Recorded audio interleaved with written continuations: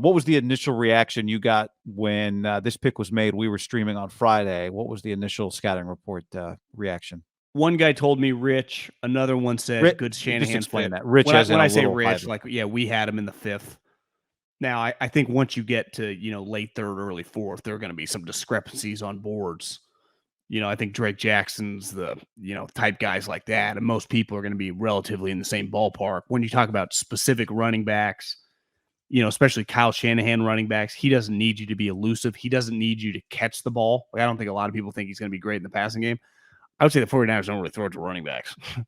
they throw it to their wide receivers and their tight end. They run the ball with their running backs. Not that it's not a huge positive to be able to catch it. Not saying that you don't want them, like Kyle would like his guys to catch it, but they're just, you value things. Like, they have specific values with running backs, I would say. Kyle may be different than, the Chiefs, right? Or just some other teams that probably run more screens. Like, Yeah. the 49ers run a lot of running back screens. No.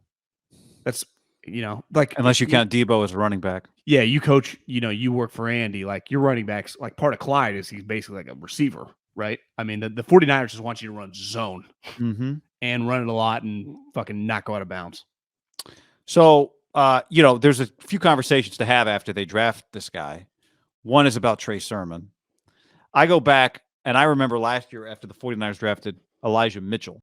You and I made a video. You and I watched the tape. It was obvious from the first carry that Elijah Mitchell ran like a Kyle Shanahan running back. The question when we watched it was, can he run the way he ran at Louisiana for the 49ers? Because if he does, he looks exactly like a Kyle running back. He would hit a hole. He would run 100 miles an hour as hard as he could, and it would be an 8-yard run, and he'd hit 3 different people on the way. And there's not much conversation about, well, what about his breakaway speed, right? Because whatever, if you've gotten 6 yards, who cares? That's already a successful carry. Yeah.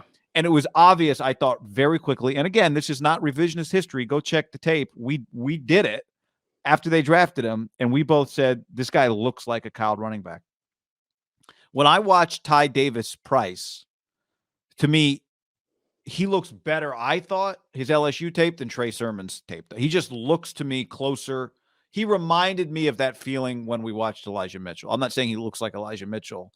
I'm just saying when you watch him, he immediately looks to me like a guy that runs the way Kyle Shanahan's going to want him to run. Whereas I think part of the issue with Trey Sermon wasn't just that he got banged up, but that when he carried the football, it didn't look like he was making quick, immediate decisions, one cut and go.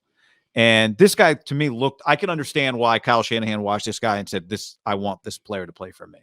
Well, they were asked about it last night. As part of this pick, taking a little, off Debo. And he said, yeah, I mean, that's something obviously we're talking about, because part of it for a team that wants to lead the league in rushing, because that's Kyle dreams about leading the league in rushing every single year. And that's an aspiration for Kyle Shanahan.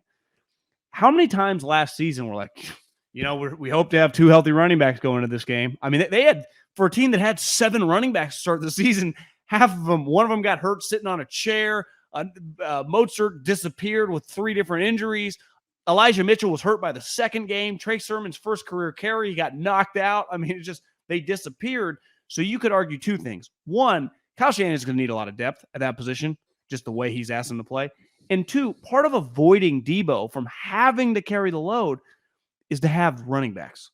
And I also think, and you mentioned this, it's not just, you just watch the tape of Trey and, like, I wonder if they question Trey Sermon, and it's like, I don't know if there's a good fit, which is fine. You don't want to hold on. I'd rather have you just move on a year later if you truly believe that. Now, if you're moving on too fast, like, you got to give him some time. Right. But he's a pretty established player, right? Oklahoma, Ohio State, had a year with Kyle. Now, you could argue he could easily get it back, and I think they'd be like, we'd be fine with Elijah Mitchell, Trey Sermon, and this kid, and having 3 running backs. He's going to get his chance to do it. Yeah. So I just don't think you can have enough running backs on this team with the head coach who just, especially with the brand new quarterback he's going to want to hand it off. I have been saying for a few days, I give your guy Howie Roseman a lot of credit. He does not chase mistakes. If Jalen Reagor, JJ Arcega-Whiteside, miss, fine. Devontae Smith, AJ Brown. Let's fix it. Let's not hang on 4 years of trying to, maybe this guy will turn into what we hoped, right? Now, I guess it's different with injuries like Jalen Hurd. It didn't really cost them anything to keep trying, but don't chase mistakes and hold on too long. If it's time to sell, sell. And I think you made the same point. You said the Jets, you think, are doing the same thing the Niners are doing.